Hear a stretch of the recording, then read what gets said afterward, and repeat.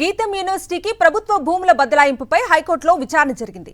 5,000 కోట్ల విలువైన ప్రభుత్వ భూములను గీతం సంస్థకు కట్టబెట్టడంపై పిల్ దాఖలైంది. విశాఖపట్నంకు చెందిన న్యాయవాది గ్రేస్ పిల్ దాఖలు చేశారు.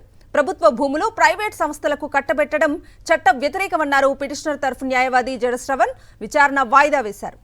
ఇదే అంశానికి సంబంధించి పూర్తి డీటెయిల్స్ మా ప్రతినిధి సతీష్ అడిగి తెలుసుకుందాం. సతీష్, అయితే విశాఖపట్నంలో అత్యంత వివాదాస్పదంగా మారినటువంటి ఆ గీతం భూములకు సంబంధించి ఒక కీలకమైనటువంటి విచారణ జరిగింది ఈరోజు హైకోర్టులో.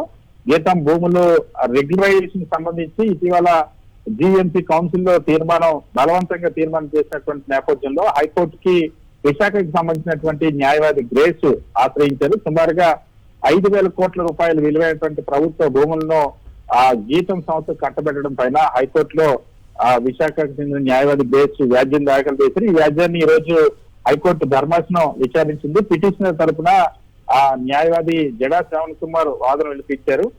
5,000 కోట్ల రూపాయలు విలువైనటువంటి ప్రభుత్వ భూములను గీతం యూనివర్సిటీకి అప్పనంగా కట్టబెడుతున్నారని పిటిషనర్ కోర్టు దృష్టికి తీసుకెళ్లారు.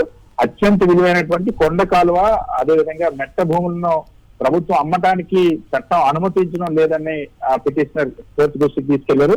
రాజకీయ ప్రయోజనాలతో ప్రజలకు సంబంధించిన భూములను ప్రభుత్వం ఇష్టానుసారంగా కట్టబెట్టడం చట్ట వ్యతిరేకమని పిటిషనర్ ఈ సందర్భంగా జగశ్రవణ్ వాదనలు వినిపించి రాష్ట్ర ప్రభుత్వం తప్పుడు మార్గాల ద్వారా ఆక్రమించుకున్నటువంటి భూములను గీతం సంస్థకు అప్పచెప్పాలని చూస్తోందని ప్రభుత్వం తరఫున చూస్తున్న పిటిషనర్ వాదన వినిపించారు.